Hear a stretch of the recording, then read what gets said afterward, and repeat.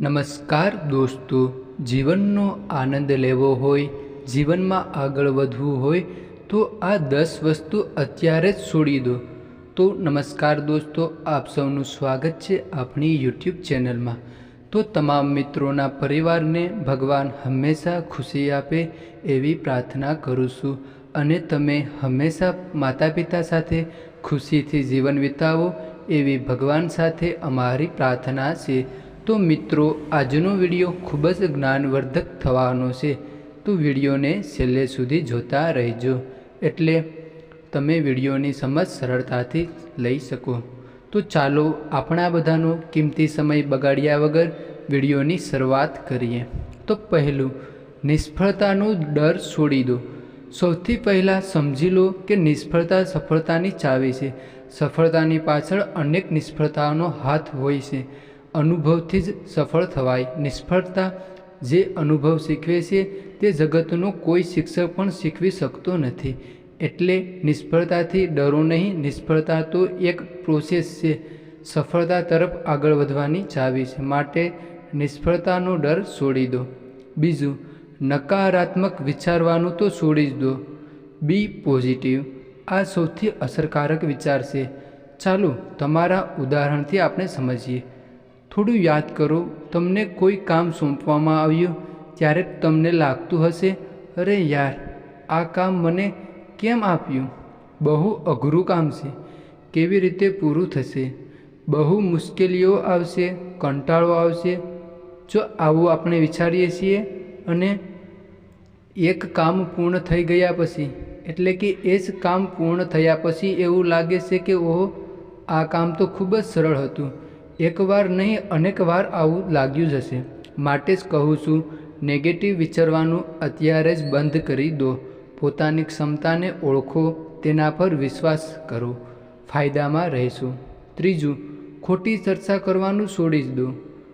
કોઈપણ ચર્ચાના અંતે તેની ફળશ્રુતિ શું નીકળે છે? લગભગ કશું જ નહીં. ખોટી ચર્ચા કરવાથી માત્ર સમય અને સંબંધ જ બગડે છે. માટે ઝડપથી ખોટી ચર્ચા કરવાનું બંધ જ કરી દો.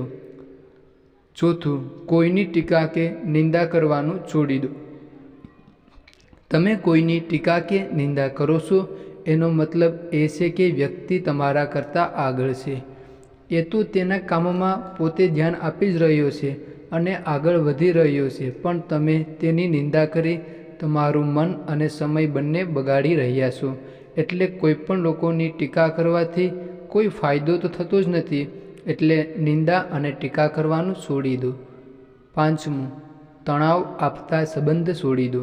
જીવનમાં સારા સંબંધો ખૂબ જ જરૂરી છે. ઘણીવાર આપણા એવા સંબંધો પણ હોય છે જે ફક્ત તણાવ જ આપતા હોય છે. તો આવા સંબંધો એ તમારું ધ્યાન ભટકાવી દે છે. તમારું મન પણ અન્ય કોઈ કામમાં લાગવા દેતા નથી. આવા સંબંધો ઝડપથી છોડી દો.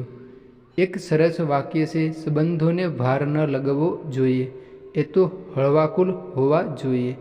છઠ્ઠું, સ્વયં પર શંકા કરવાનું બંધ કરી દો. જો તમને સ્વયં પર જ શંકા થતી હોય તો એનો મતલબ એવો થાય કે તમારા આત્મવિશ્વાસ જ નથી. ચાણક્ય શું કહે છે કે એ યાદ છે, કોઈ પણ કામ શરૂ કરતાં પહેલાં જો તમારામાં નાનકડી પણ શંકા જાગે કે આ કામ મારાથી નહીં થાય, તો પછી એ કામ તમારા માટે ખૂબ જ અઘરું બની જતું હોય છે.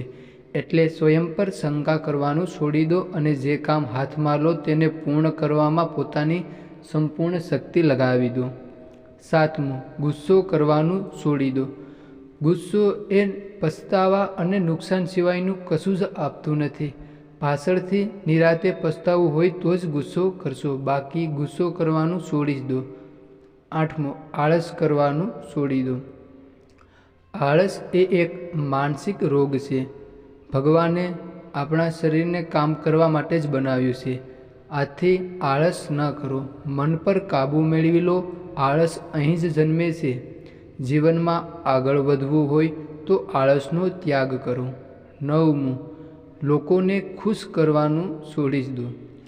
એક વાત યાદ રાખો, લોકો ક્યારેય પણ ખુશ થતા જ નથી. તે માટે લોકોને ખુશ કરવાનું બંધ કરો. 10મું, સમય બરબાદ કરવાનું છોડી દો.